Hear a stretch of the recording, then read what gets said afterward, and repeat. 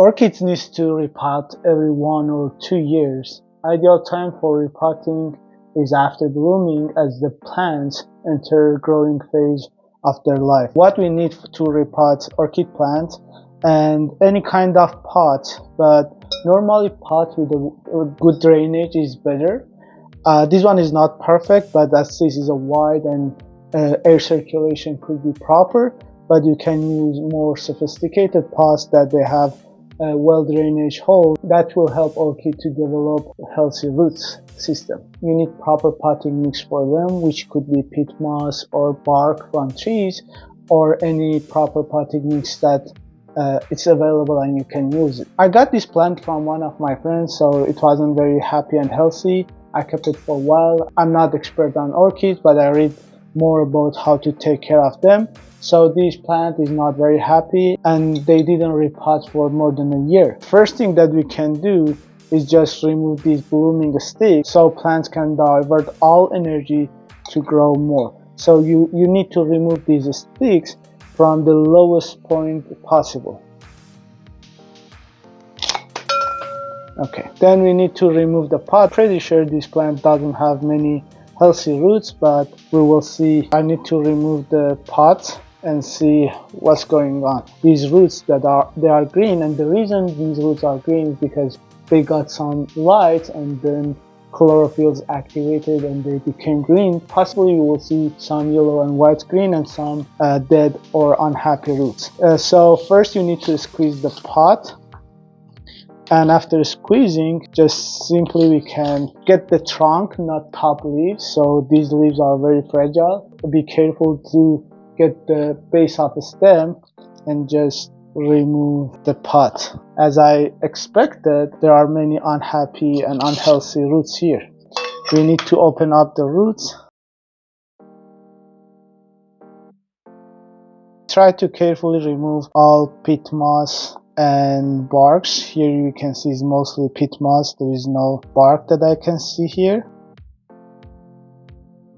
Normally these plants are not growing in soil. In nature they are attached to trees and branches. For that reason the repotting is definitely the normal plant, so you don't need a normal potting mix and soil. For that reason we are using peat moss or bark or combination of them. Root system is not very happy and healthy for sure, and I'll tell you how we can discriminate which roots we need to keep and which roots we need to prune. It's very clear the roots are closer to bottom of the pots are not happy and healthy, and that's showing there wasn't the good circulation for them, so they died or they are dying. But the roots close to top, they are in much better shape. You can rinse the plant with water. That will help to remove all remaining potting mix. So this kind of roots, they are not healthy, for sure they dead. So how you can discriminate healthy roots?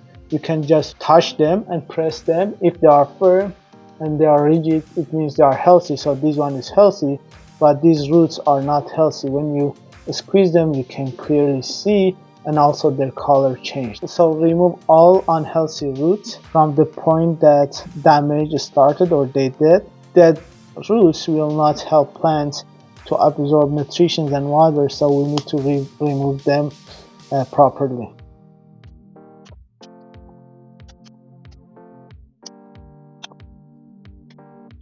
As you can see, we lost most roots, but I'm pretty sure plant will recover and develop new roots in a better. So if you look at these roots, they are white or yellow, and that's the reason that they are white and yellow, because they are not exposed to sunlight, so they cannot become green. They cannot do photosynthesis, and they are not converting to green.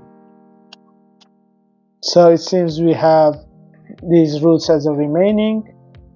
It's a little bit better than I expected. I was afraid that we will not get any healthy roots, but fortunately there are still some roots. For potting mix, I'm using the orchid potting mix, but I'll add some more peat moss to the combination.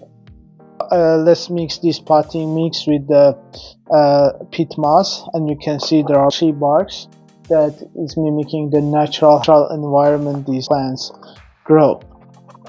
What we need to add a layer of the potting mix to the bottom of our pot and place the orchid in the middle, and then add more potting mix to pot.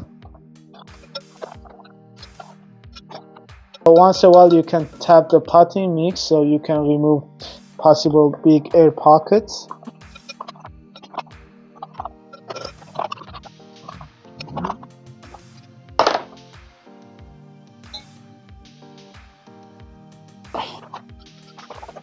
And let's give them enough water.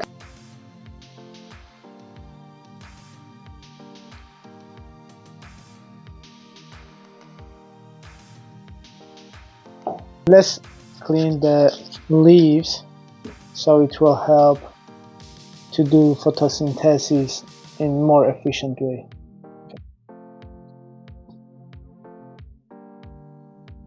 Let's see what will happen for this plant, and I will keep you posted how it will look like in next few months.